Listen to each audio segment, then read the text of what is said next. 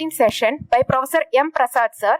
He is going to give us a glimpse into various ideas of kāraṇa as perceived in Ayurvedic Saṃhitās. Professor Vaidya M. Prasad, a seasoned Ayurvedic practitioner from Kerala, boasts 27 years of clinical experience and holds a post-graduation in Shalakya Tantra from Government Ayurveda College, Thiruvananthapuram. Serving as a teacher until 2020 and as principal and medical superintendent from 2015 to 2020 at Ashtangam Ayurveda Chikitsalayam and Vidyapeetham, he is committed to Ayurvedic learning and conducting programs called Saṃhitās. Appointed as a guru for the CRIV program in 2021, Professor Prasad has received several awards and has been actively involved in autism spectrum disorders management since 2002. Alongside running Sunetri Ayurvedashram and Research Center specializing in Netra Chikitsa, he engages in lectures, trains Vaidyas, writes articles, gives talks, enjoys music, reads books and cultivates medicinal plants. With great pleasure, I now invite Professor Vaidya M. Prasad sir to the podium to enrich us with various ideas of kāraṇa as perceived in Ayurvedic Saṃhitā. Welcome, sir. Asmad Acharya Paryandam Vande Guru Paramparam. So, namaskaram to all of you.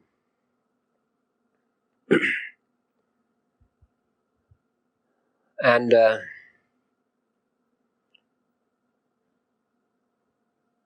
I would like to begin with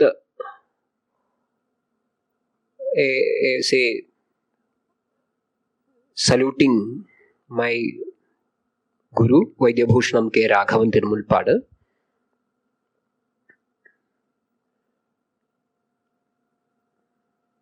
And I'm supposed to talk about a topic called Peep into various ideas of kāraṇa as perceived in Ayurvedic Saṃhitās.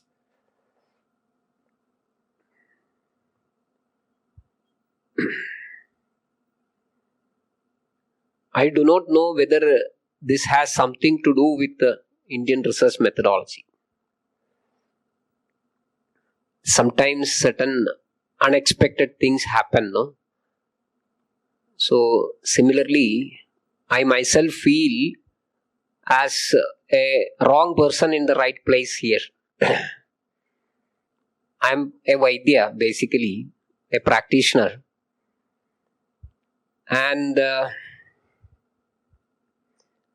I'm here in this hot seat today because of respected J.S. Prasad sir.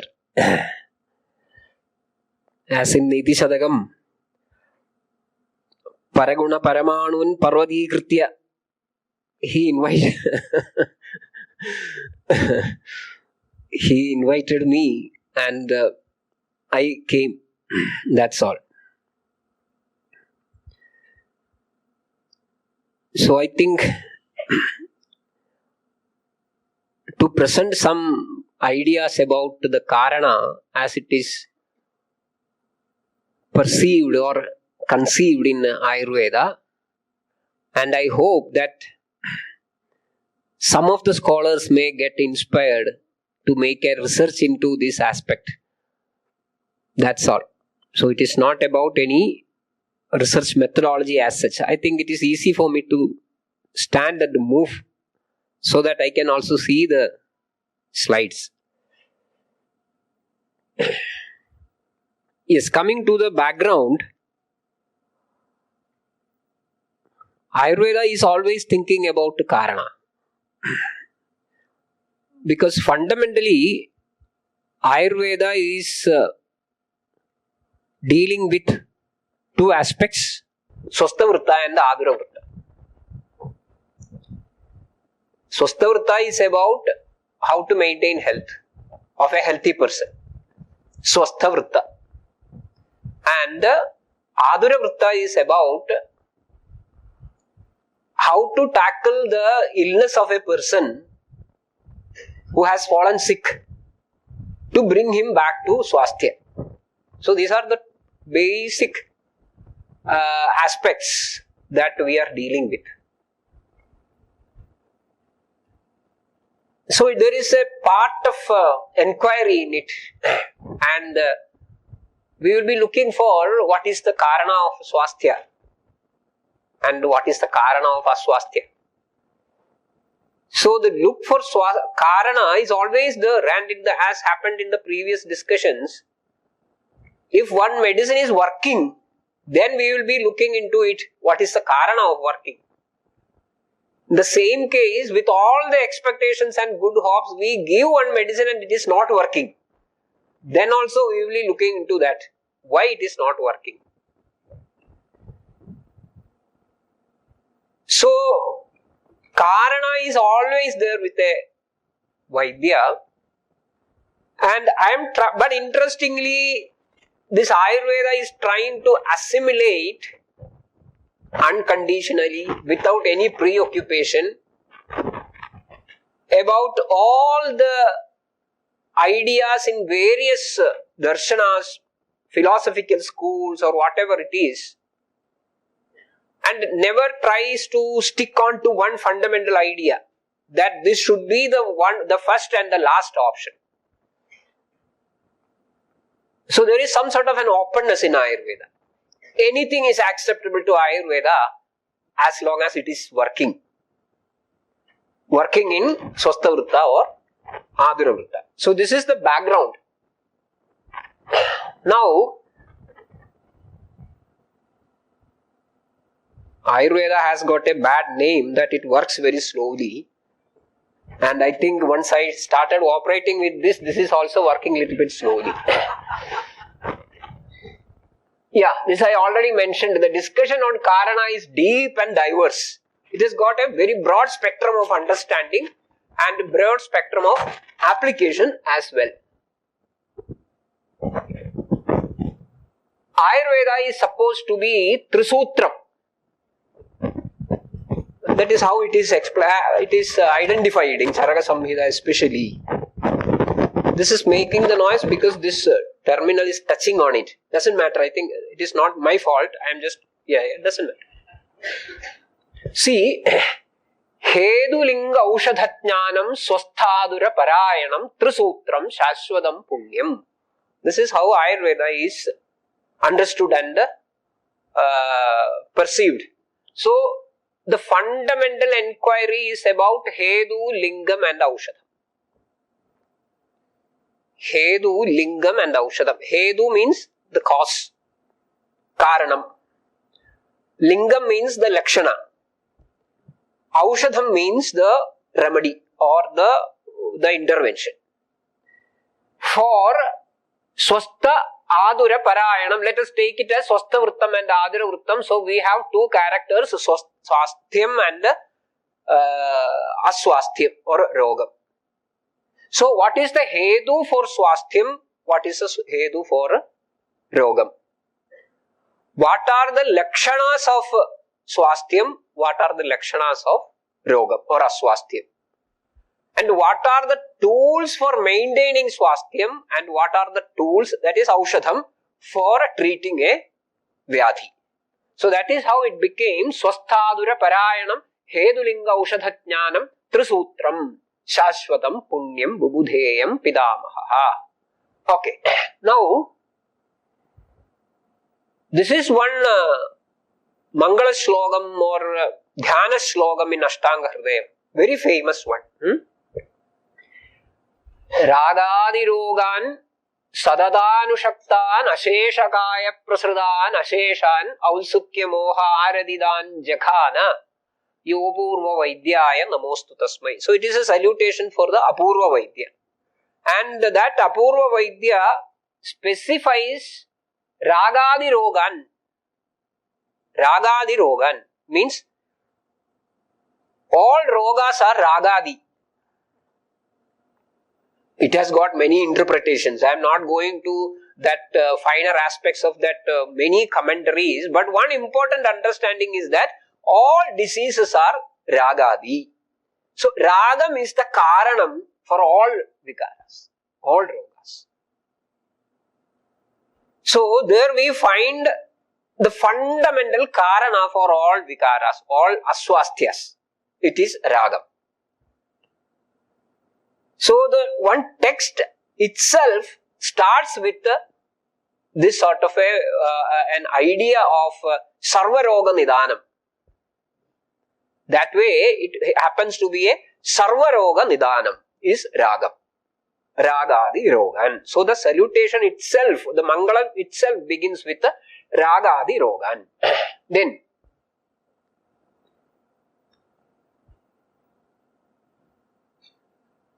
yes, this is supposed to be the qualification for getting a Rajarho Bhishaktamaha. Rajarho Bhishaktamaha means the Bhishaktamaha, the most capable Vaidya, Rajarha, who who deserves the accolades from the Raja. In our times, somebody who is supposed to get recruited in the government service should have these qualities. Hedau linge prashamane roganam apunarbhave jnanam chadurvidham. So there also the first thing is in the chadurvidha jnana, the first one is roganam hedau. Knowing the kāraṇa of diseases. There is an old story, no? That means when when everybody in the village or in the township is healthy, the doctor will be paid. And if one person falls sick, then there will be a tax from the Vaidya. Isn't it? Because these things are not met with Hedau linge prasamane roganam apunarbhave. It is not just about treating, but make sure that it is not coming again. So the importance is, actually the core importance is on Hedu. Then only you can make sure that apunarbhavatvam is met with. Isn't it? So, Hedau linge prashamane roganam apunarbhave jnanam chadurvidham yasya sa rajarho bhishaktamaha. Then,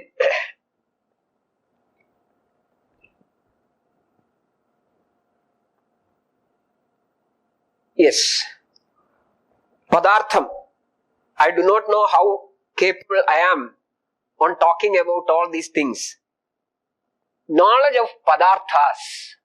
Samanyam ja vishesham ja gunan dravyani karma cha samavayam cha. These are the padarthas as accepted by the Vaisheshika school. Some other schools as well. But Vaisheshika school, this is one list of padarthas. And there we will find that by proper understanding, the proper jnanam of this padarthas, shat padarthas, is the kāraṇa for, or the upaya for liberation, moksha sadhana. We are accepting these shat padarthas as such in Ayurveda. Samanyam, Vishesham, Gunam, Dravyam, Karmam and Samavayam. We are accepting them. And after giving this explanations of all these Samanyam, Vishesham and all these things, Acharya Charaga will mention Ityuktam Kāraṇam. So in the philosophical hue, knowing these Shat Padarthas will lead to liberation, moksha sadhagam. Here it is a sadhanam for a roga jnana. If you have to understand how the roga operates, how the show of roga is staged with all the finer aspects of it, then only the Vaidya can act. And then he continues, Karyam dhadu samyam ihochyade. Dhadu samyam is generally a synonym for arogya. Dhadu samyam means arogya. So, Karyam is dhadu samyam, and for that, Kāraṇam is padartha jnanam. So, only with the padartha jnanam, the shat padartha jnanam, and taking them as the Kāraṇam, ityuktam Kāraṇam, then only you can get into the intricacies of therapeutics, pharmacology and all these things. Because the Samanyam, Vishesham, Gunam, Karmam, all these things are supposed to be the basic ideas on which all the theories of Ayurveda is operating. Ayushyani, anayushyani cha dravya guna karmani vedayati iti Ayurveda. The very definition of Ayurveda itself goes like that. Ayushyani, anayushyani dravya guna karmani. The ultimate interest is karma. It should work. So, if it is working, what? Dravyam. So, we have a dravyam, we have a karma. In between, it is hidden. No idea. Then the speculations starts. Why did it work? Then comes gunam into it. The dravya worked because of some gunam in it. And if that gunam works in this particular way, what could be the connection between them? It could be samanyam and vishesham. I will come to it later. And the way in which this gunam is residing in the dravyam and how it operates is explained by Samvayam. So, that Shat Padartha Jnanam is the basic platform on which Ayurveda is operating. So, that Padartha Jnanam itself is mentioned as Ityuktam Kāraṇam. This is the Kāraṇam for the Karyam of Dhadu Samyam. Then,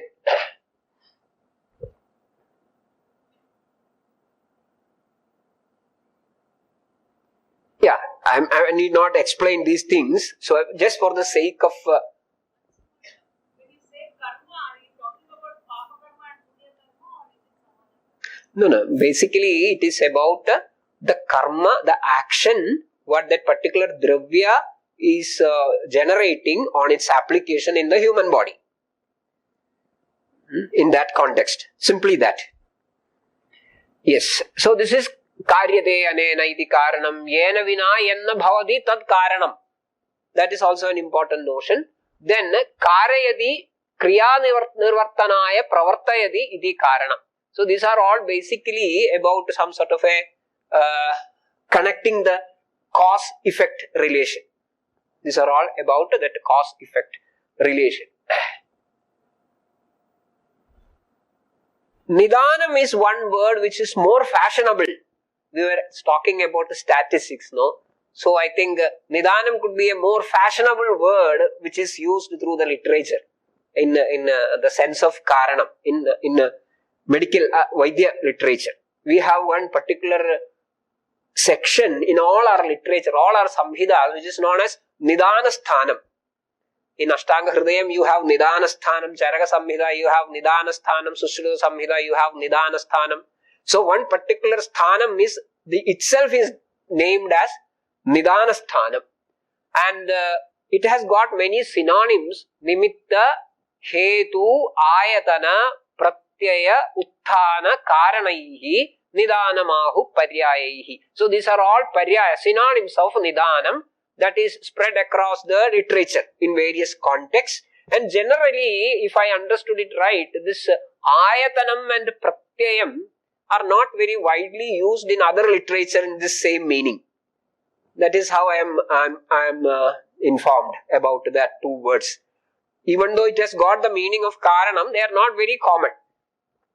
Then,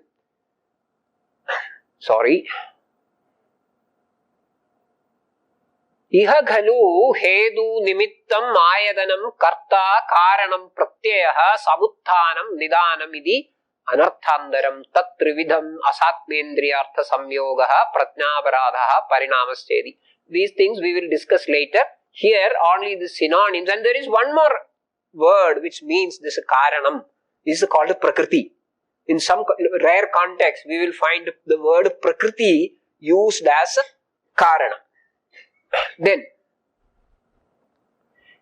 in medical literature, Nidhanam is sometimes used for mentioning just the cause, the Kāraṇam, but sometimes it will include all the procedures which is happening in the genesis of a disease.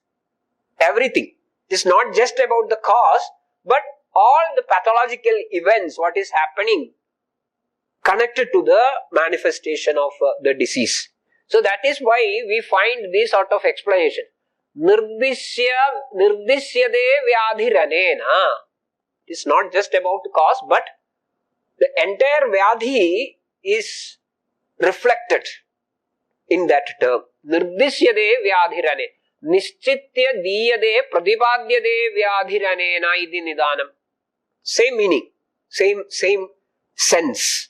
So it is not just about the cause, but about the entire operations that we will find the word nidanam used in the literature. Now,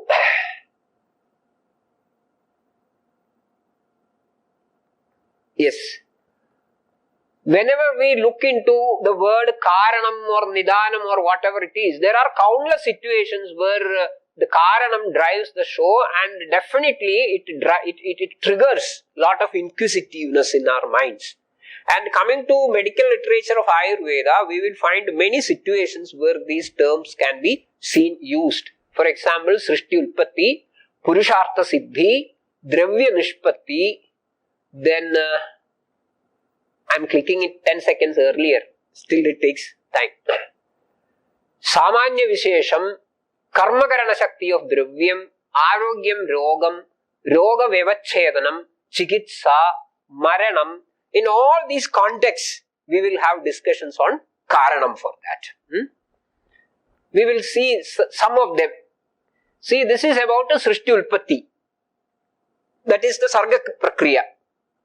And we find that there may be many ideas about the Sarga Prakriya. No? Different schools will have different thoughts regarding this. And Ayurveda is not very particular about it. Because I think generally it is not very serious about how the universe was originated or something like that. It is dealing more about why this person is falling sick repeatedly, what medicine I can give you, how to make that medicine. So all these things, and we will find at one point that whatever is there in the Loga is there in the Purusha. They are same. Loga, Purusha. So Purusha is a miniature of the Loga. So that way, how the Loga was originated should be similar to the Loga, the way in which the Purusha is originated. So at one point, I think we find some sort of a requirement for discussing these things. And that way, I think we will see some sort of a passing references or a loose discussions about all these things. And in Sushruta Saṃhita, generally, the concept of Saṅkhyam is taken in this perspective. That is about the Parinamam. Parinamam from the Avyaktam to the manifestation of everything. Oh, sorry. Sometimes it is over smart. Sarvabhudanam kāraṇam akāraṇam sattvarajastaмо lakshanam ashtarūpam akhilasya jagadaha sambhava heduhu avyaktam nama. This is the Sankhya idea. And tadegam bahunam kshetrajnanam adhishthanam samudraiva udaganam bhavanam. So from this avyaktam, everything starts. That is one idea, which is taken as such from Saṅkhyam. Then it continues, like see, from this avyaktam, then mahattattvam comes, then ahangaram comes. Ahangaram has got 3 components, with the sattva and the rajas, the egadasendriya, with the rajas and the tamas, with the support of sattva, the panchatanmatra. From panchatanmatra, panjabhuda. Then after that it is kāraṇa dravya. Then comes karya dravya, and Ayurveda is more interested about karya dravyas, not about the kāraṇa dravyas. So this is the idea which is taken as such from the Saṅkhyam, but this is also a valid discussion in Sushruta Saṃhita. Because it is from this perspective that we are jumping down to karya dravya, and at one point we will say that these things are not to be taken into serious consideration, because we are dealing with the aushadha, which is panjabhaudika, sharira, which is panjabhaudika, which is a karya dravya. So we will continue our discussions from that point onwards. Yes. This was another point where we are discussing Karanam, Purushartha Siddhi. This is very important because earlier there was a discussion about what is the difference between the Ayurvedic and the allopathic research methodology. Okay, forget about research methodology, but I'm not competent enough to discuss it. But there are some basic difference between Ayurveda and modern medicine. And one point is discussions like this. It is not just confined to the literature, but to the very core of the ideas. It is not just about literature. See, here we find it, Ayu Kamayamanena Dharmartha Sukha Sadhanam. Ayu. We all need life. Why? Because it is Dharmartha Sukha Sadhanam. So it is not just about a long life so that we can indulge in more and more things unconditionally. But it is about Dharmartha Sukha Sadhanam Ayuhu. So, Sukham is essential and Sukham is always required, no doubt. But Sukham Chana Vina Dharmad Tasmad Dharma Varo Bhaved. That is one strong message that we find in Indian medical literature. Tasmad Dharma Varo Bhaved. So, there Ayus is the Karanam for this Purushartha Siddhi. Same idea is given in more elaborate way. Dharmartha Kama Mokshanam Arogyam Uttamam Moolam. So, Arogyam is the Uttama Moolam for Purushartha Siddhi. So, that is why we should all work for Arogyam. If you are falling sick and bedridden, finished. You are missing your Purushartha Siddhi and you are making others Purushartha Siddhi also in trouble. Isn't it? So, Arogyam is supposed to be the Moolam. That is Uttamam Moolam for Dharmartha Kama Mokshanam. Rogaha Tasya Abahartaraha. Tasya Abahartaraha Rogaha. So, that way, in Purushartha Siddhi, we will find the concept of this Karanam brought into the scene nicely. Then Dravya Nishpati. I already mentioned the Karana Dravyam and the Karya Dravyam. This Karana Dravyam is up to the level of that Panchabhutas. But then onwards, there is a beautiful idea in Ayurvedam, in literature. And that is about coming to the Panchabhudam, Panchabhudatmagam Tattu. In Ayurvedam, Dravyam is Yasmin Rasadayo Yacha Bhaudigi Murti Masritam. It's purely Panchabhautika. And what is its important? We can use it in different kalpanas like Swarasam, Kashayam, Churnam. So that is our interest. How this Panchabhuta Dravya, Panchabhautika Dravya can be used as medicine or food, Aharam or Aushadham. So, how that Panchabhautika Dravya is originated, which is called as Dravya Nishpatti. See, Panchabhutatmagam Tad Tu. Tad is Dravyam. Tad Panchabhautikam Dravyam Kshmam Adhisthaya Jayate. Kshma is Bhumi. Kshmam Adhisthaya Jayate. Ambuyoni Agni Pavana Nabhasam Samavayataha Tan Nirvrittihi Visheshaha Cha Vyapadeshastu Bhuyasa. This is how it is conceived in Ayurveda. How a Karya Dravya is made or born. That is Panchabhautikam. Kshma is the Adhishthanam. Ambu is the Yoni. Yunakti iti Yoni. And here Agni Pavana Nabhasam Samavayataha Visheshaha. Why these the huge collection of Karya Dravyas are different between them, one from each other? That is called the Vishesham. That is because the way in which Agni, Pavana and Nabhas, Akasham, is getting incorporated into it. Fundamentally, the Adhishtanam is Prithvi. And the Jalam is the binding force of the Adhishtana Kanas. The difference is about the other three. So there is one question. What is the difference between this kāraṇatvam and this kāraṇatvam? Then we will find in one text interesting called Rasavaiseshikam. This is a very beautiful work. Rasavaiseshikam, which is dealing with all these aspects. There we find Tatra hetuhu nivartakaha upakaraha pratyayaha. So here Kshmam and Ambu are hetu, Agni Pavana Nabhas is pratyaya. Both are kāraṇas. Hetu is kāraṇa, pratyaya is kāraṇa, but there is a difference. Hetu is nivartakaha, pradhana hetu. This is sahakari. So that way, we have the idea of kāraṇa in the manifestation of karya dravya, from how the panchabhuta are becoming the karya dravya of the manifested world. And there is another kind, here also we find a word called pratyaya. Vijitra pratyaya arabdhada. Vijitra pratyaya arabdhada. That means how certain dravyas violate the general possibility of predictability. Say for example, one madhura rasa dravya should be brahmana. A dravya which is madhura rasa should be generally brahmana or kabhavardhaka. That is a general nature.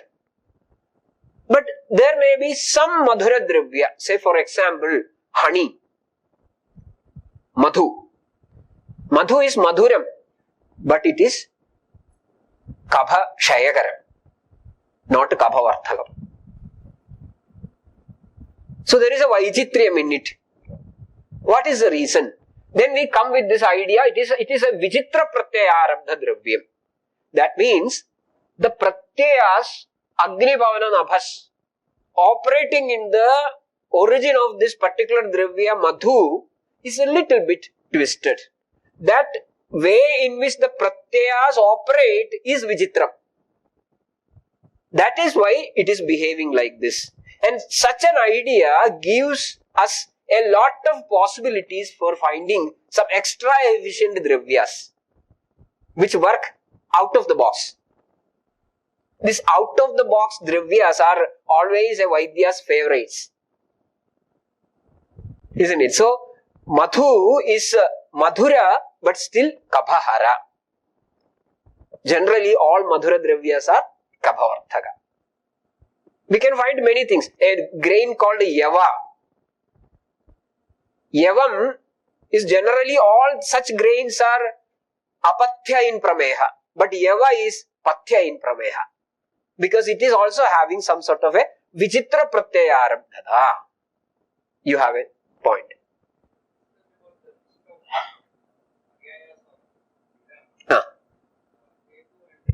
As well as mentioned, right? Here, I mean, it is just used in exactly the opposite sense. Hetu and it is not opposite. They are complementary. Nivartaka upakaraha. Hetu nivartaka upakaraha. Yes. In the kāraṇatva, we divide it into pradhana kāraṇatva, sahakari kāraṇatva. Both are kāraṇatva. It is not opposites, complementing. Got it? Just roll it over. We will discuss it once again if you are not getting it. Fine. So, this idea of vijitra pratyaya arabdhada is also an important idea about the kāraṇatva of karya dravya, kāraṇatva behind karya dravya as far as our chikitsa is concerned. Then, samanya vishesham. We saw these words in the padartha. But apart from just general consideration as padartha in the philosophical sense, samanya vishesham is again one of the basic foundation platforms in Ayurveda, where all the chikitsa is depending on. Sarvada sarvabhavanam samanyam vriddhi kāraṇam. That is how we understand samanyam. Sarvada sarvabhavanam samanyam vriddhi kāraṇam. So, let it be the case of some disease. A particular disease where we identify it as this is because of a deficient functioning of Vata. Then this notion comes, sarvada sarvabhavanam samanyam vriddhi kāraṇam. So anything which will increase the level of Vata in the Sharira, that means a Vata samanya dravyam is going to be the chikitsa in that situation. So the therapeutics fundamentally or ultimately spins around this samanya and vishesha. Hrasa hedur visheshascha. Hrasa hedu, kshaya hetuhu is called vishesha. So vayu is increased and causing severe pain. Then we read it as this is a vada kopam, vada vriddhi. Then any dravya which will reduce the vayu is known as a vada vishesha. Apply it, vayu will come down to the samavastha and the disease will be treated. So, vriddhi kāraṇam, kshaya kāraṇam. That is the way in which samanyam and vishesham is taken in Ayurveda. Especially in all these aspects, the way in which Ayurveda is perceiving things and Ayurveda that same term is perceived in other Shastras, there are a lot of differences. Very interesting differences. Say for example, Gurutvam. Guru is a guna.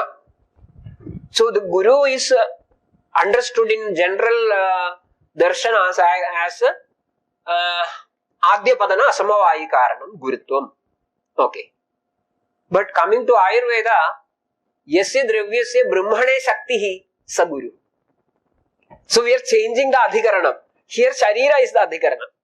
So one Dravya, how does it work in this Adhikaranam is going to be the defining factor. In physics, it is Adhyapadana Asamavayi Kāraṇam. Here, Brahmane Shakti. It is about Brahmane Shakti. Something which can increase the mass, body mass is known as Guru. So that sort of a adaptation you can find in many concepts. So with that, this Samanyam and Vishesham is generalized here. What is that? Dhadavaha khalu shariraha samanaihi samanaguna bhuvishtaihi va ahara viharaihi abhyasyamanaihi vriddhim apnavandi. This is how Samanyam is understood in Ayurveda. Dhadavaha khalu shariraha samanaihi samanaguna bhuvishtaihi va. So an alternative is also given. It need not be exactly samanam. Samanaguna bhuvishtara is also taken for granted. Samanaguna bhuvishtaihi va ahara viharaihi abhyasyamanaihi vriddhim apnavandi. Hrasam tu viparitaihi viparita guna bhuvishtaihi va. Two questions. Is it possible for you to at least do a translation in English of the main words? Some of us do not know Sanskritam. I also do not know Sanskritam, madam. But I am pretending to know. No, but you are reading and you are using Sanskrit words. We don't know these words. Can you read it? I cannot. Then what should I do? Prasad sir, please help me. No, I am able to listen. Okay. So that is why I am reading it very slowly and That's explain. okay. I am able to listen. We are missing out on important information, sir. That is why. How can I help? If you can just translate a little bit. For sure. I Maybe hope I will get some summary. extra time for that. Yeah. Because these are important concepts, we shouldn't become... Miss it, I understand. What I am trying to do, see, our area is English language education. We are not from the Sanskrit department at all. And as you talked about, see, you talk of kāraṇas, karyam, that is, I'm summarizing, healthy and non-healthy, what are the symptoms, what are the medicines. What my mind is doing is looking at, alright, when we have a controlled and experimental group, what are the terms we use in research, how can this be applied there? And I was just going to come in a little later and ask, is this like this? Is this like that? I'm trying to make the connections. No problem. I'm missing. I will try to explain it little bit in English. In whatever words you have in English. Yes, I will. And one small clarification. So, Samanyam means it is Vriddhi Karanam and Vishesha means it is Kshaya Karana. So, I've got it right. Yes. What is Vriddhi Karanam and what is Kshaya Karanam? Please explain. Okay. I'm sorry. I understood. Because there are others who don't understand. So, we'll come back to this one. Samanyam Vriddhi Karanam. So, we were discussing about the fundamental 6 padarthas in Ayurveda. 6 padarthas, what should be the best categories or terms of reference? Something like that. So, when we say padartha means the entire stuff is going to discuss fundamentally only these 6 things. That is padartha. So, you take in Ayurveda a textbook and ultimately only these 6 things will be discussed. Either it will be Samanyam, Vishesham, like that, what I explained earlier.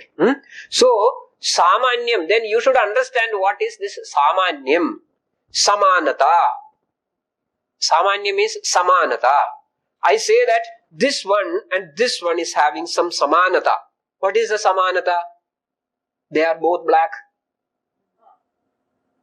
Got it? So, there is a Samanyam. If I put 10 such gadgets of different colors and I ask somebody to keep that Samana Dravyas, then one tool could be to collect all the black gadgets. Am I right? So, that is Samanyam. And in that group, there were 9 black gadgets and 1 white gadget. Then that is going to be the Vishesham in it. Because it has got a particularity.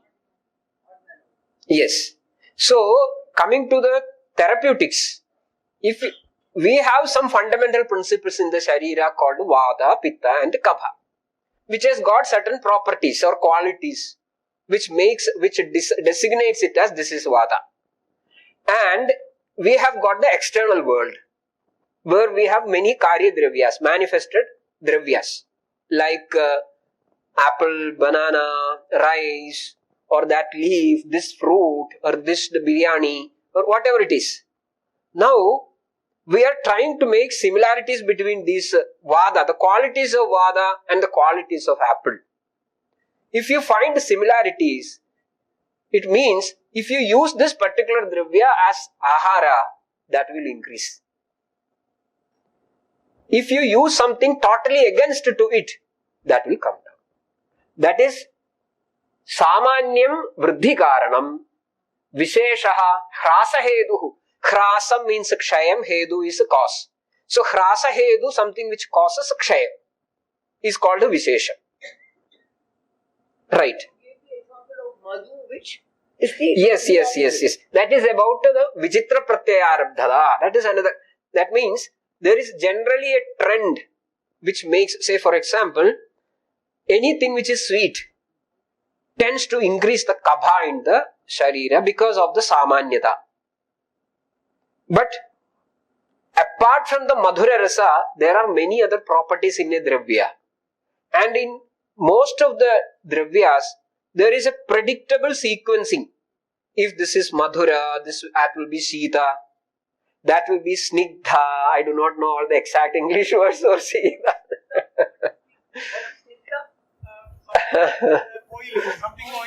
Yes. Unctuous. Yes. So, Sita means something cold in stuff, oily in stuff, heavy in stuff. Kabha is also having all these properties. So, when you use a Madhura Dravya, it obviously promotes the status of Kabha. Kabha increases. Madhu is also Madhura. Honey is Madhura. But it has got a property that it is ruksha, means totally against that oily nature, dry in its stuff. So what happens is, when you use madhu, even though it is madhura, kabha comes down. because of this powerful ingredient in it, which is a particularity of that context, which is against the status of kapha. So, why it is happening so? So, we explained that in that manifestation of madhu as a dravya, some sort of a vichitra. Vichitra means a tricky, a diverse, or a different, something which is against that. Yes. Pratyaya, hetu, that means cause, played behind in the manifestation of honey.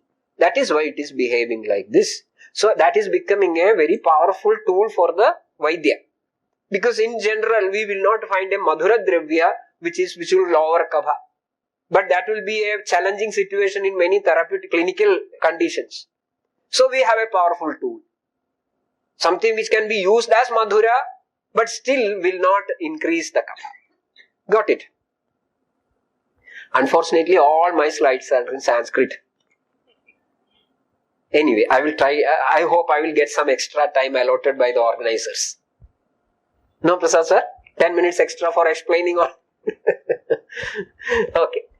So, here what I explained is Shariraha dhadavaha, the bodily tissues. In general, samanaihi samana gunabhuishtaihi va ahara viharaihi abhyasyamanaihi samanaihi dravyaihi or ahara viharaihi. Ahara and vihara, food and lifestyle, which are similar, they increase. Which is against Vishesham, it comes down. For the bodily tissues, it happens like that. So that is how Samanyam and Vishesham is conceived in Ayurveda as the cause for, kāraṇa for Vriddhi and Kshaya. Clear? It's more like a BAMS class now. Same thing happens. For the BAMS students, there will be 75 students and nobody will know Sanskrit. But all the text will be in Sanskrit. Okay.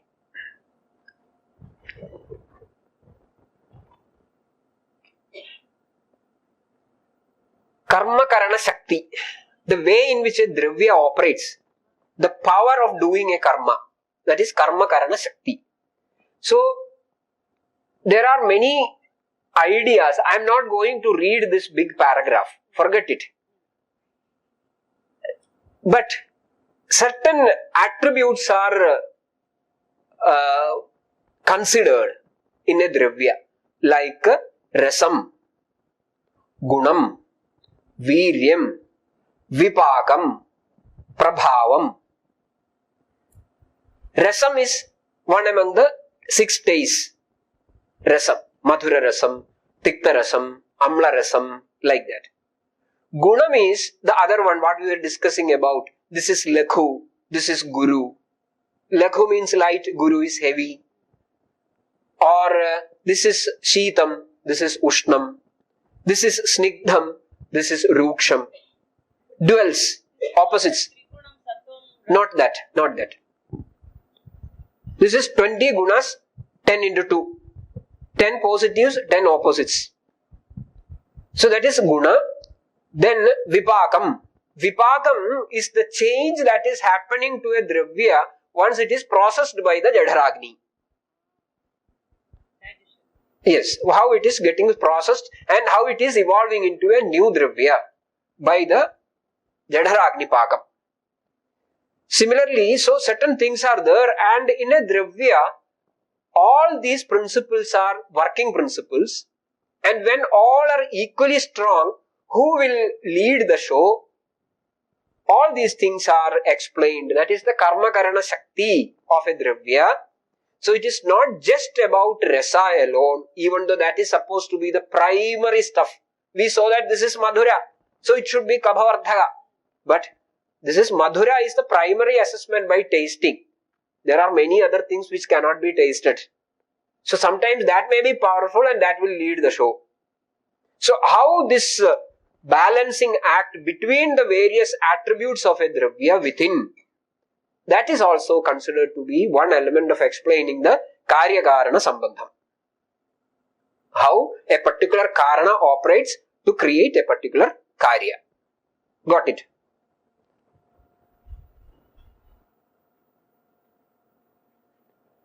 Arogyam and Rogam. As I mentioned, these are the basic ideas which are going to be the discussion point.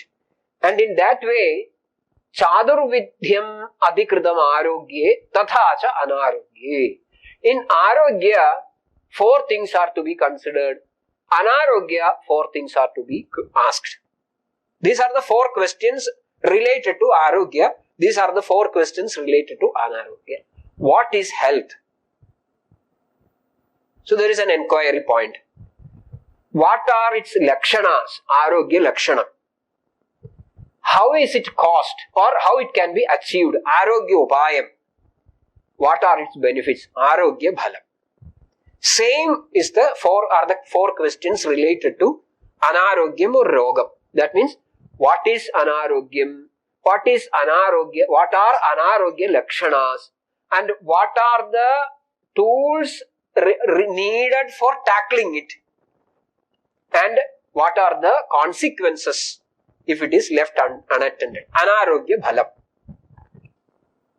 So here also there is an issue of looking into the karya-kāraṇa relation of arogya and anarogya. Then coming to the roga pariksha in Ayurveda. Roga pariksha. We have got 2 parikshas. Rogi pariksha, roga pariksha. The examination or the assessment of the rogi, the person. Assessment of the roga, the condition. This makes a big difference between modern medicine and the Ayurveda again. So would you see that as roga as the examination of the symptoms? Everything. Symptoms, the mechanisms operating behind the manifestation of the symptoms and the causes which triggered this mechanism. So it is a big thing. Same is the case with the other aspect also. So here, the rogi pariksha is very important. Roga pariksha is also very important. Of which we are discussing here the roga pariksha. Roga pariksha is to be discussed on, based on nidanam, the hetu, the cause. I ate maybe a full meal which was even beyond my capacity yesterday. Today I have got pain in my stomach. So what is the nidanam? That the ahara which I had yesterday, which was beyond my capacity. So that way for every vyadhi, we try to find out some nidanam, which makes things easy as far as the correction is concerned, and makes the correction complete also. If I just give some painkiller, the basic issue will be remaining, that is ajirnam. That is not attended. So the treatment is becoming complete or holistic in another way, more fashionable term. This nidana pariksha is very important. Then others, purva rupani, what are the prodromal precursing symptoms? What are the rupani, the full-blown manifestation of the disease?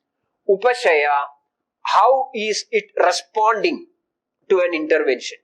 Say for example, I have this pain. When I drink some hot water, I am feeling a little bit comfortable.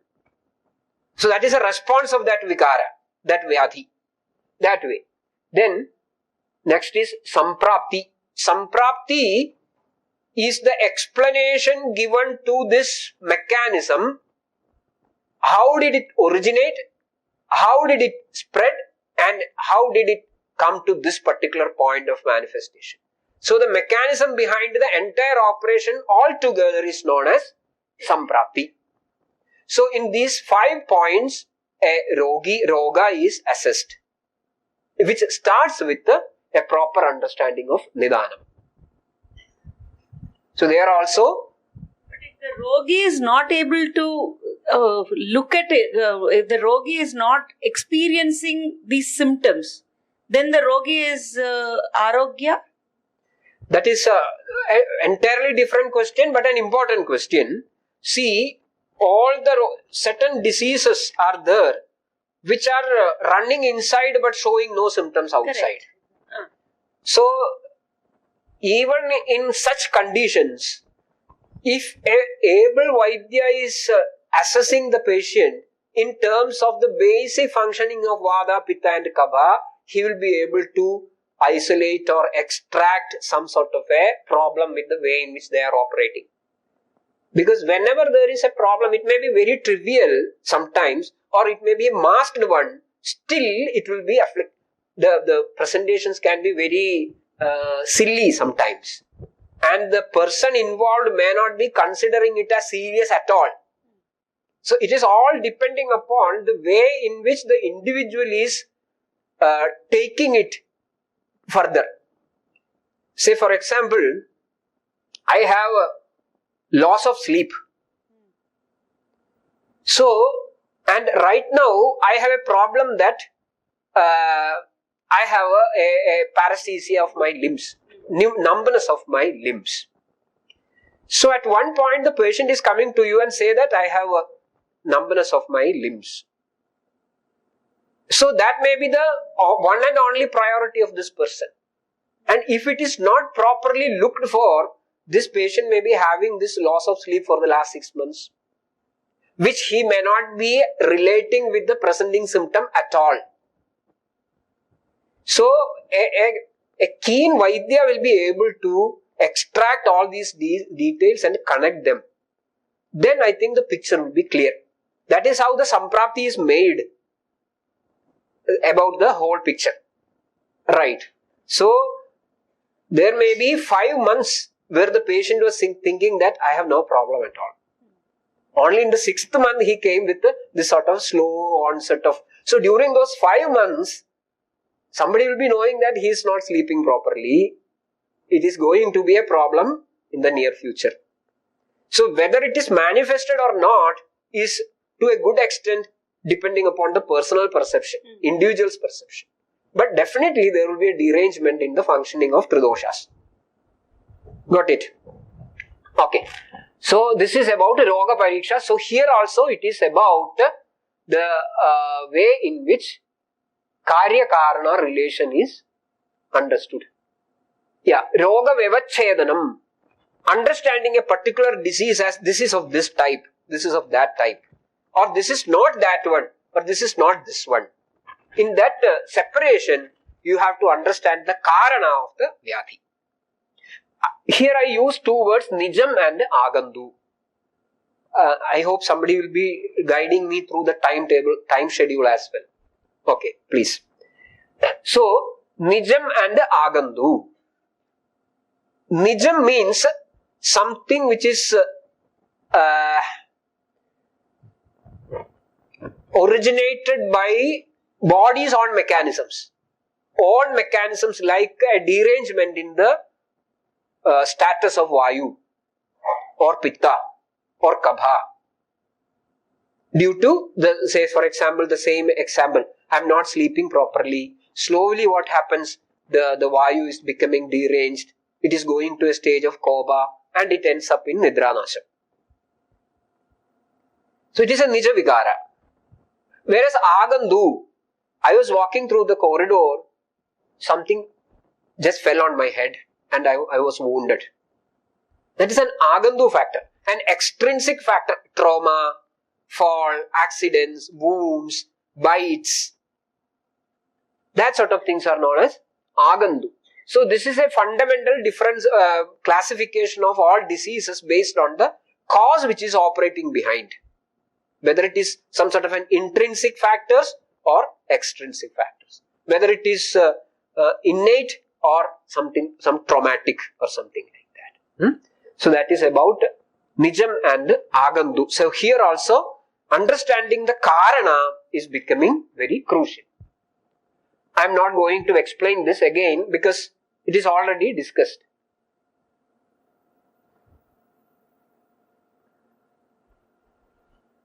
This one also I am not discussing, but I will tell something about it because it is interesting. See, in the case of Unmada means some psychiatric ailments. Generally, it is divided into 2 based on the old classification, Nijam and Agandu. So, Nija Unmadam, Agandu Unmadam. In the Agandu Unmadam, for the sake of explanation, they will be divided into as caused by different possessions, like graha badha, something like that. So sometimes we call it as gandharva badha, pishaja badha, deva badha, rakshasa badha, like that. See, pishaja, gandharva, deva, rakshasa, pitrukopam. So we are blaming somebody. This is caused by gandharva. This is caused by pishaja, rakshasa, like that. So that is why they are known as agandu. There is a guest factor who possessed the person. And they are known as agandu unmada. But here it is beautifully explained that, see, ultimately the problem lies with the individual. If your mind is not contaminated or afflicted or polluted by your own karmas, no Gandharva is going to possess you. No Rakshasa is going to possess you. So for your fault, don't blame Gandharva or Pisaja or Rakshas. So this Papa Karma and Punya Karma, would you put them under Agantu or the other one, Nijam? Punya Karma, what is Punya Karma? Something or what is Papa Karma? No, something that results in Sukham, something that results in Dukkham. Something that results in Sukham would be Punya Karma. Something that causes Dukkham would be Papa Karma. Okay, so I was walking through the road with a packet of food. I saw somebody who is seeking the food. I was very hungry. I gave it to him. I was very in Dukkham because I have hunger. And he ate it. He is happy. So is it a Punya Karma or Papa Karma? Because it resulted in Dukkham. Yeah, if I am unhappy, then it would be Papa. Because I am very hungry and I am going to faint. Yeah, but if I am able to overcome it, then it becomes Punya Karma. If I am not able to overcome it, if I blame that person, I give it to him and then curse him, then it becomes Papa Karma. Papa Karma. Punyam and Papam, I think, Paropakara Punyaya, Papaya Parapidanam. Correct. Isn't it? Yes. So here in Ayurveda, I think this is all related with karma. And karma is divided into trividham. Shariram, Manas, Vak. So Sharira, Manasa, Vak, Karma. And anything done with these three tools and which is going to hurt others by some way or the other is considered as Papam. And Papam is considered as a cause of Vyadhi. And this Papam, sometimes the interesting factor is that may not be traceable back to your own life, present. Then you will have to go back. That also is discussed. I will come into such a slide later. So, here it is explained as Atmanameva Manyeda Kartaram Sukha Dukkhayoho. The cause for the Karta of the Sukha and Dukkha in a particular person is not going to be Pisaja, Gandharva. You yourself is the cause of your happiness and the sorrow. That is the idea which is explained in this particular. The other point is important, I will come to it. And I think this refers only to the Manishya Shariram that we carry. Yes. Because the other Jantus may not be this aware. Yes, because fortunately they don't have intelligence. So this is the Karanam of carrying the human body and, attaining the Purushartha. Yes. This one again a big paragraph, but only the highlighted one I will discuss. Saptavidha khalu roga bhavanti. Rogas are of 7 types. Saptavidha. And this is also based on kāraṇa. 7-fold classification is also based on kāraṇa. What is that? Sahajam. It is there with you because you are built in with that disease. Sahajam. And that is caused by the faulty activities of father and mother. Madra Pidru Apajarad. So that is Sahaja Vyadhi. So genetic. Yes, maybe. Then second is Garbhajam. Garbhajam is caused by some activities or engagements of the woman who is carrying. Like many things. Maybe even not taking proper food, not sleeping properly, sitting and living in India and working for American time with the full term, no sleep, no right food, stressed. So all these things are Garbhaja Vyadhis.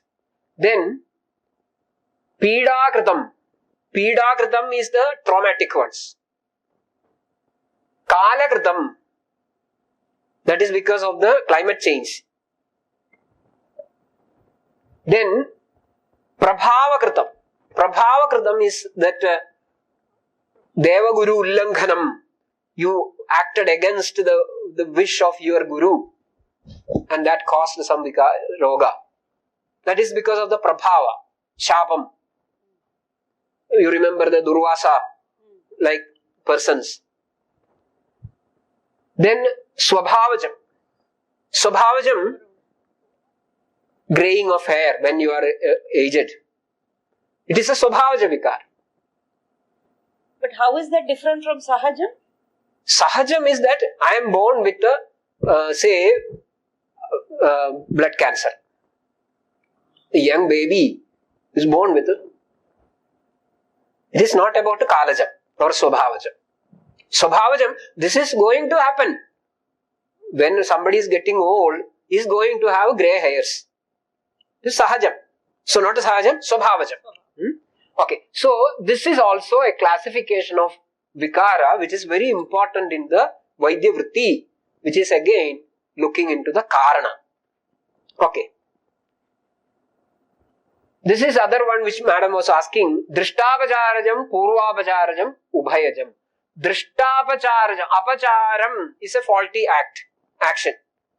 That is Drishtam. That means in the immediate past, which may go back to up to the birth. Purvapacharajam means in the past. That means it is not traceable. We don't understand why it happened. Ubhayajam, a blend of both. So, yatha nidanam doshottha. Doshottha vikara caused by tridoshas is called drishtapacharya. And it will have a well-defined nidanam cause.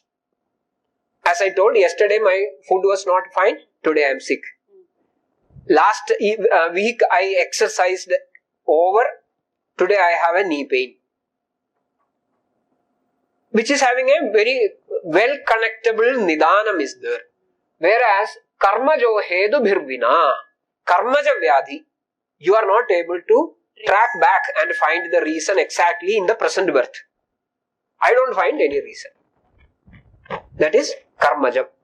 Then dosha karmajam is a blend of both, which is explained as a big disease manifested and we looked back and we found a very trivial cause. So there is no logical relation between these two. For a trigger. Yes. So something was there waiting for that last push. So that is dosha karmajam. So here also the cause is looked into and tried to correct.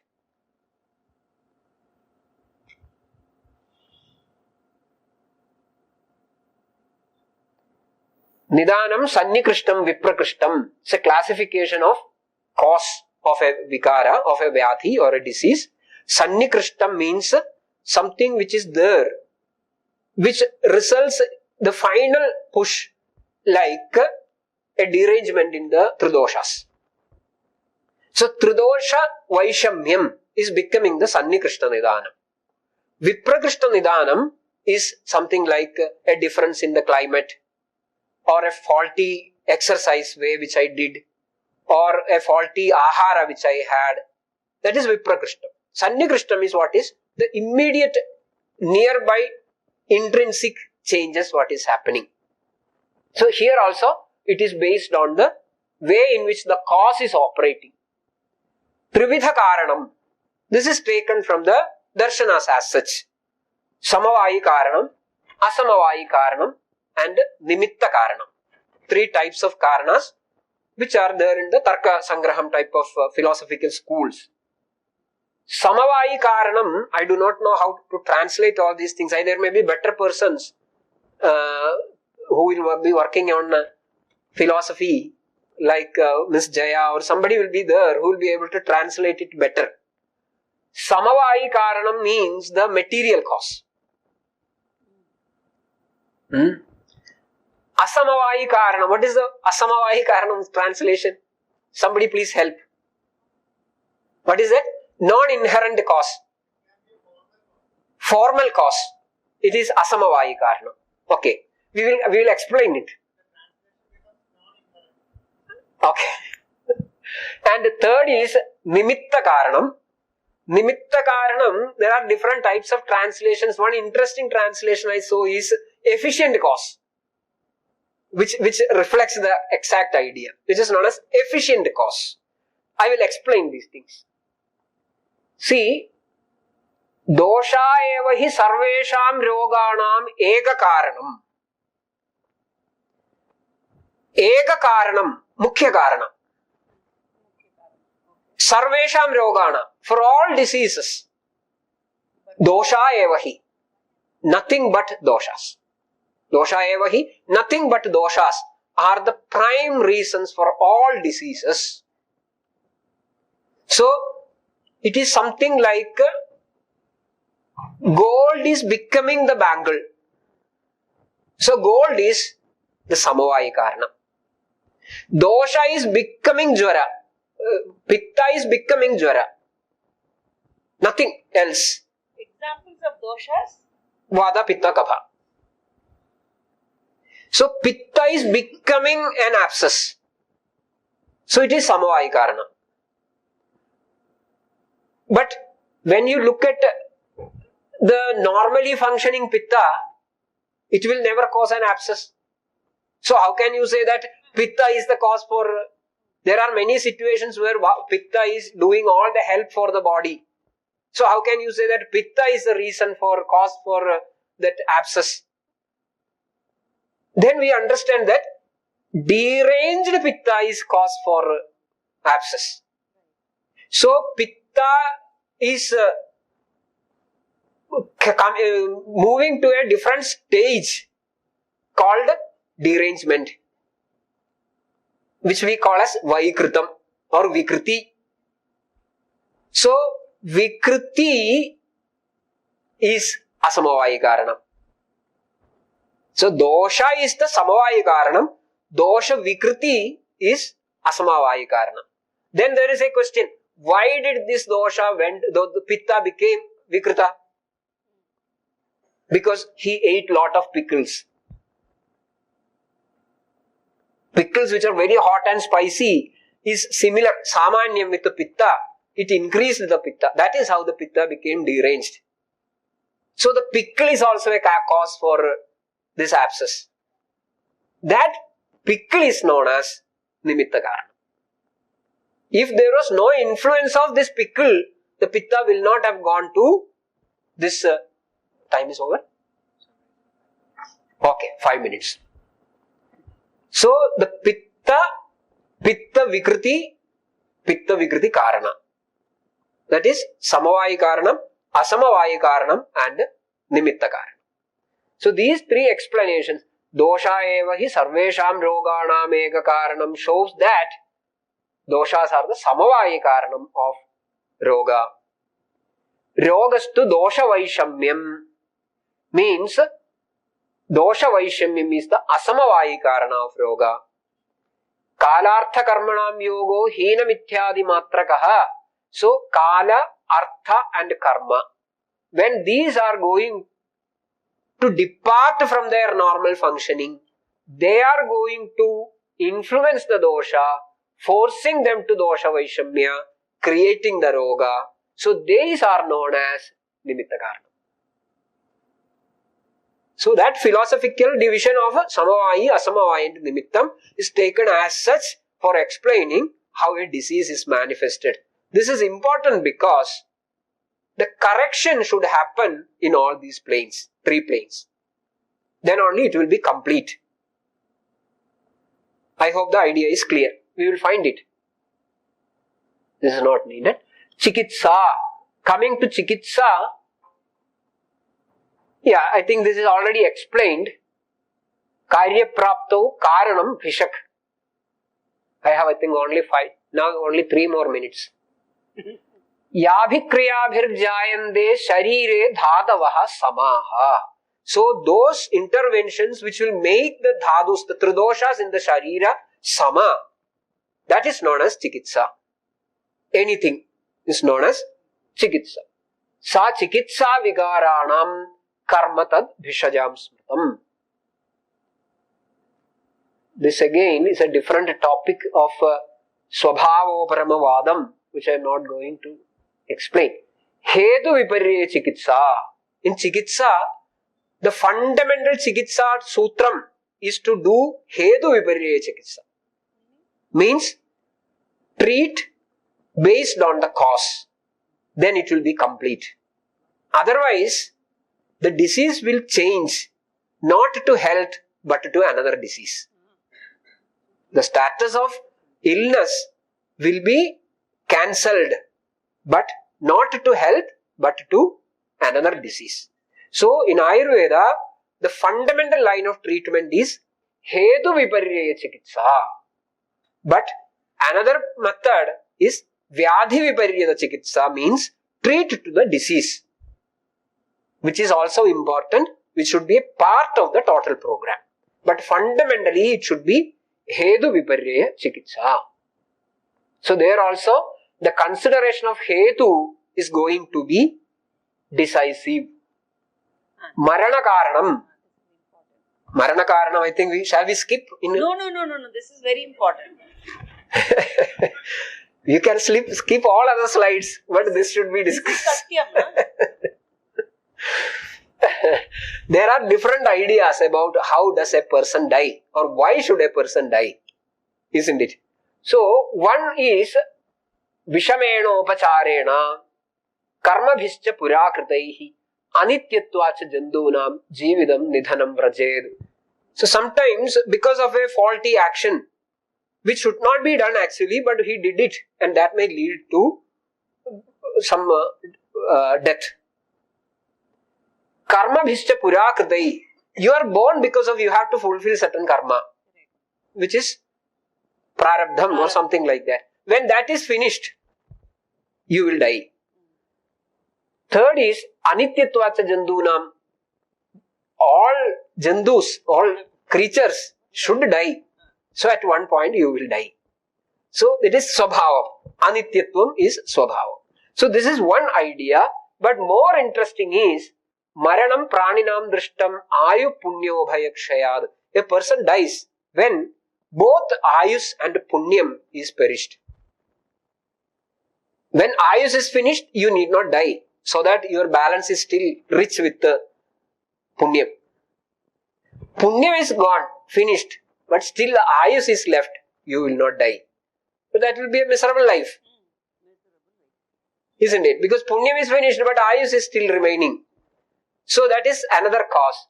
Then third one is, even if punyam and ayus is not finished, still you may die because you have not taken care of certain vishama, some troublesome situations which you should have taken care of. Like rushing through a road without looking left and right. You had sufficient ayus, sufficient punya, but the bus may not be knowing that. And you will die. So you have not vishama pariharinam tayoho api akshaye maranam drishtam. So obviously there is a interest. How can we increase our punyam and ayus so that we can become chiranjeevis? Isn't it? So there is answer for that question also in Ayurveda, which everybody can note down and start practicing. Dana, Sheela, Daya, Satya, Brahmacharya, Kritajnata, Rasayanani, Maitri cha, Punya, Ayur, Vruddhikrit Ganaha. Punya Ayur Vruddhikrit, Samanyam Vruddhi Kāraṇam. So these are all having Samana Gunada with Punyam and Ayus. So practice this, enrich these practices, and you will never die and you will be living happily. That is Dhanam, Sheelam, Daya, Satyam, yes, Brahmacharyam, Kritatnyata, Rasayanani. For that you have to go to some Vaidyashala. Maitri, yes. These things, if you practice continuously, that will be continuously enriching your stock of Punyam and Ayus. So here also, the Karana Anveshanam is there. Why should somebody die? What are the causes of death? So there also, the Vaidya is a bit inquisitive about looking into Karana. This I already explained. Karananurupam Karyam. This is coming to the, what is there in the Jagat is translated to the Purusha. Macrocosm, microcosm.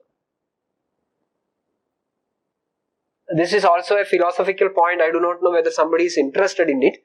Because after explaining the Parinamavadam, Ayurveda accepts everything.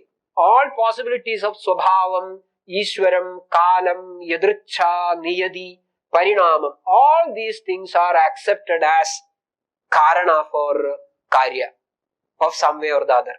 So, Ayurveda accepts Swabhavavadam, Yadrichavadam, Parinamavadam, Kalam, and Niyadi and Ishwara.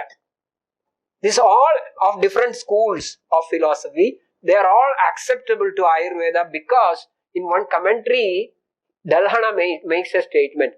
Edat sarvam anumadam. Anumadam was a discussion earlier. Edat sarvam anumadam sarva veda parishadatvada Ayurvedasya. Ayurveda is a meeting point, parishad, of all Vedas, all knowledge.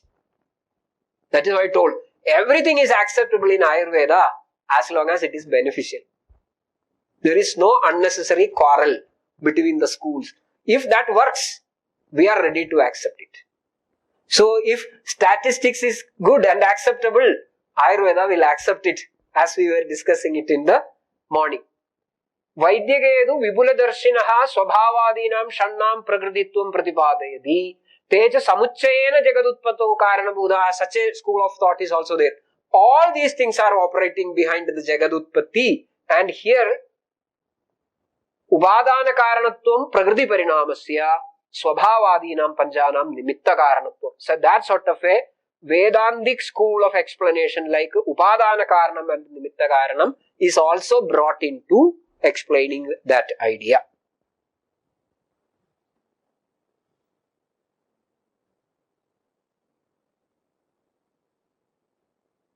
Yeah, Upadana karanam, I'm not going to detail it because it is some way or the other explained. Agni as a karana for existence. Agni is a prime factor in Ayurveda in many contexts. And it generally, I think just one statement, Moolam Agnis Tasman Niruchyate. Moolam, the cause, the fundamental cause of existence of a being is Agni. So as far as you preserve your Agni, you will sustain. Pradibandhaga bhavam, this is also an important factor, just 1 minute. A karana will result in a formation of a karya, but not always. It will happen only when there is a pradibandhaga abhavam. If there is a pradibandha, a karana will not be able to generate a karya. This is an important point in Ayurveda because that is how we are operating. We are all living where there are plenty of organisms of TB. But we are all not falling sick with TB. Why? Karanam is there, Karyam is not there. Why? Because there is a pradibandhagam. There is an innate factor working which is known as Vyadhikshamatvam.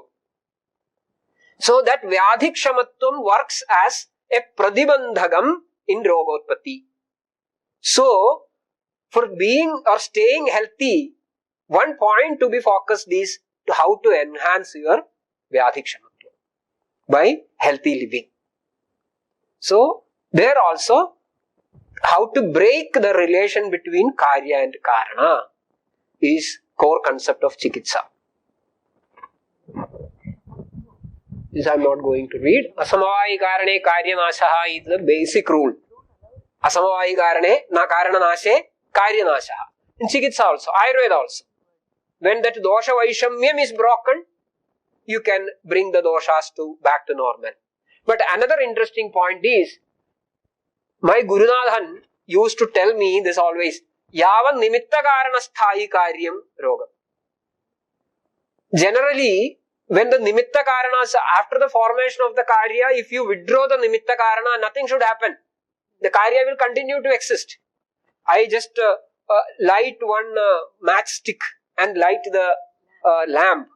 So this is a nimitta karana. Even if I throw back, the light will continue to burn. So nimitta karana nasham need not cause in the karya nasham. But here the nimitta karanam is apatya seva. In roga, nimitta karanam is the apatya seva.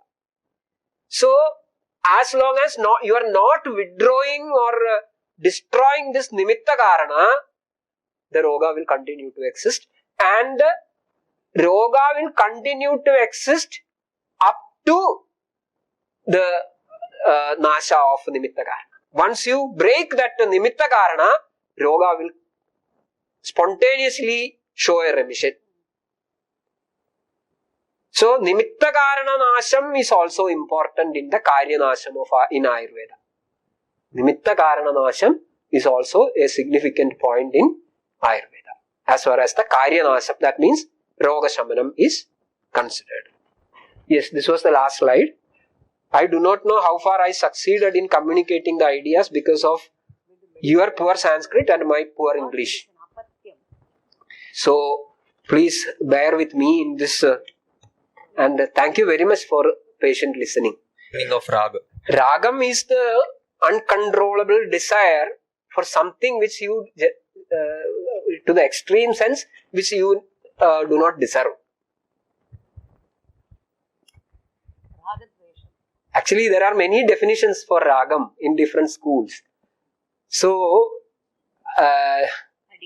generally, this ragam generates some other, it has got consequences like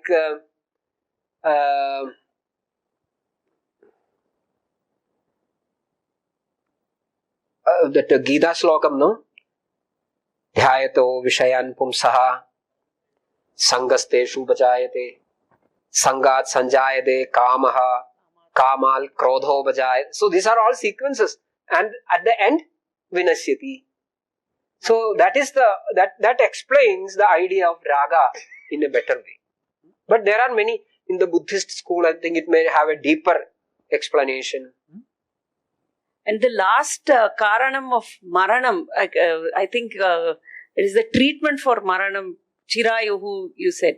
So danam, all of that. So when you said if you want to become chiranjeevi, are we talking about the atma, where you go into the moksha samrajya, moksha sthiti, or is that with that practice? No. Here only. Why would somebody want to exist here eternally? Yeah, that is an important point. See, you need not bother about eternal life, not about chiranjeevi. Generally, in this kalam, in this our times, you are privileged with an ayus of 100 years.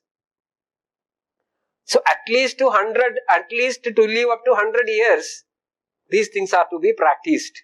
For a healthy life, this ayus is divided into four actually, but I am going to discuss about two, that is sukhayu and hitayu.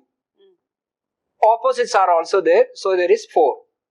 So sukhayu is just about own happiness. Own. Whereas hitayu is about own comfort and happiness with the comfort and happiness of all around, all the bhutas.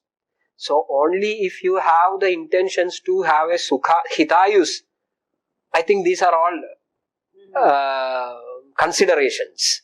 Rasayanam, one word I used, rasayanam. This rasayanam is a branch of a chikitsa, which will give you enormous amount of ayus, and that is ultimately meant for doing tapas. So a vyavaharika may not require that long ayus, but somebody who is going to do some tapas for next 400 years or something like that, they need the ayus, no?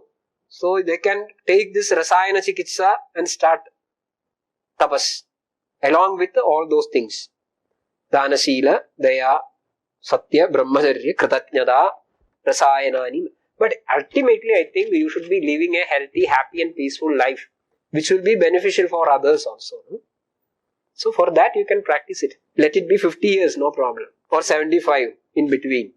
Then also I think we can live a healthy and happy life, no? Which will be beneficial for others also. And practicing them will cause no harm at all at any point.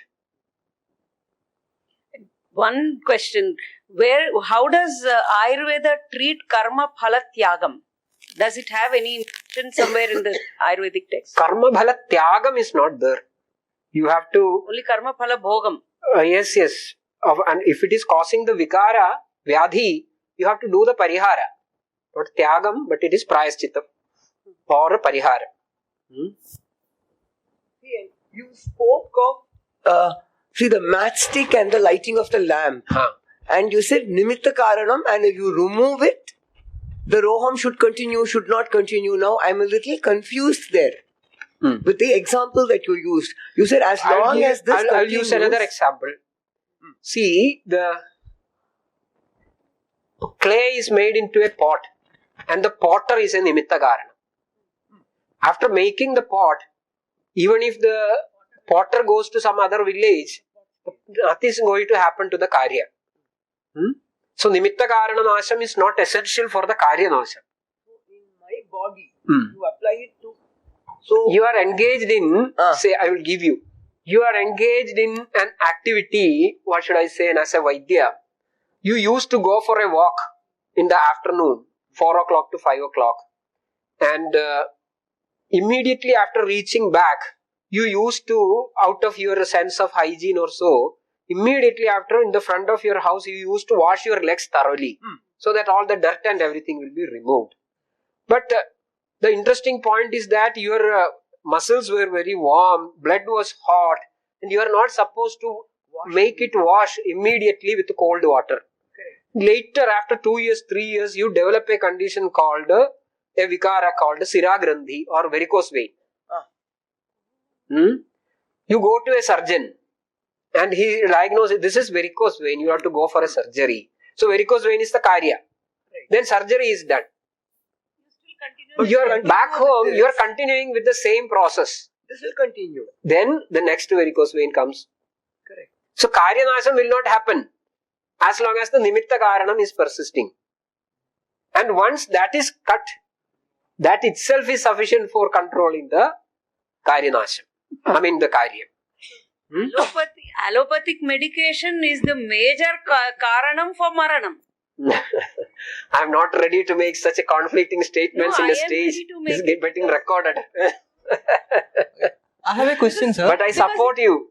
Because it does not treat any of these. It only goes into surgery. It treats the symptoms, not the cause. One more question.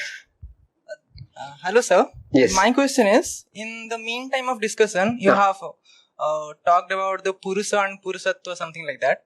Do Purusha and Purushatva related to the biological men which you talk about, or is it different than that? What was the second name? Purusha and Purushartha. Purushartha, Purushatva which you talked. And is it same as the biological man which you see? No. Or if it is different? Any human being. Different? Any human being. Purusha just shows any human being, not with a gender sense. So we can use both for man and yes. woman. Yes. Thank you. Sir, I have a question. Yes. You classified the Rogo Vyavachit is Nijam and Agantu. Viral fever and bacterial fever is which category? Agantu. But sometimes we don't maintain the healthy life, or that's cause of the viral or bacterial fever. So yes. There is Nijam also. You see, that is what I told earlier. Like the that Vyadhikshamatva. That Vyadhikshamatvam has two components fundamentally. One is Vyadhi Utpadaka Pradibandhagatva. Second is Vyadhi Bala Virodhitva. So, as long as that Vyadhi Utpadaka Pradibandhagatvam is there in the form of Vyadhikshamatva, even though the virus or bacteria or other organism is there, it is not going to make any change in your system. So, there is Agantu factor alive, but it is not causing a Vyadhi. But once it is attacked, it started manifesting. If you are living an unhealthy life, they also will join the bandwagon of that disease mechanism to make it worse from bad. Then at that point, you can't treat it just as an Agandu, because now the Nija factors are also in tune with it. Got it? So that happens.